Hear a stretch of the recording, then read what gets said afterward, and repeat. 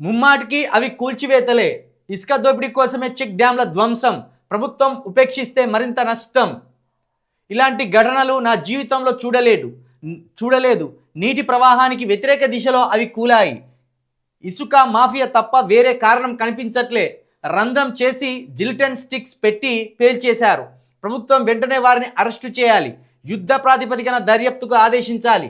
సాగునీటి నిర్మాణాల వరుస పేల్చివేత ఘటనలపై పీపుల్స్ ఎంక్వైరీ కమిషన్ ఏర్పాటు చేస్తాం. మెగాసేసే అవార్డు గ్రహీత రాజేంద్ర సింగ్ వెల్లడి.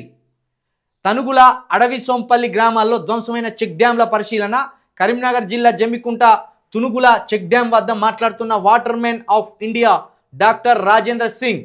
సరే, ఇప్పుడు ఇది బీఆర్ఎస్ కోసం మరి ఈయన వేయండా, నిజంగా ఆయన పరిశీలించడానికి వేయండా, అయితే బీఆర్ఎస్ దూతగా వేయండా అనేది పక్కన పెడితే, ఇక్కడ రాజేంద్ర సింగ్ గారు చెప్పినట్టు ఇక్కడ వార్త వచ్చింది. జిలిటన్ స్టిక్స్ పెట్టి పేల్చేషన్లు అని చెప్తున్నారు. ఇంకోటి ఏమంటారు, నీటి ప్రవాహానికి వ్యతిరేక దిశలో, నీటి ప్రవాహం పోయే దిశలో కాకుండా దానికి వ్యతిరేక దిశలో మరి ఈ పేలుళ్ళు జరిగినాయట. మరి కాబట్టి ఇప్పుడు అది ఎప్పుడు జరిగింది? కేసీఆర్ గారు ముఖ్యమంత్రిగా ఉన్న టైంలోనే, వాళ్ళు ఎన్నికలకు పోయే ముందు టైంలో జరిగింది.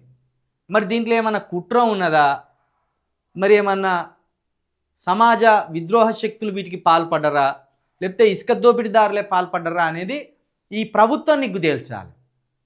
ఇప్పుడు మీరు ఏమన్నారు, ఎన్నికల సందర్భంగా పోయి అక్కడ మల్లన్న సాగర్ అది కాళేశ్వరం దగ్గరికి పోయిండు. కాళేశ్వరం దగ్గరికి పోయి రాహుల్ గాంధీ గారితో సహా చూసిండు దాన్ని. ఇక్కడ ఇట్లా నెర్రలు వాసినాయి, ఈ పిల్లర్లు కూరినాయి అని రాహుల్ గాంధీతో సహా పోయి చూసిండు. మరి ఇప్పటి వరకు 2 సంవత్సరాలు అవుతుంది. ఆ కూల్చివేతకు కారణాలేంది?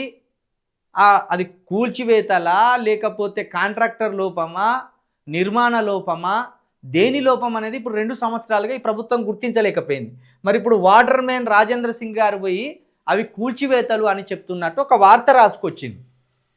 మరి అది కూల్చివేతలా, కాంట్రాక్టర్ లోపమా, ఈ రెండిట్లో ఏంటిది అనేది ఈ ప్రభుత్వం నిగ్గు తేల్చాలి. 2 సంవత్సరాలుగా దీని మీద అసలు కాంగ్రెస్ ప్రభుత్వం ఏం తేల్చలేకపోయింది.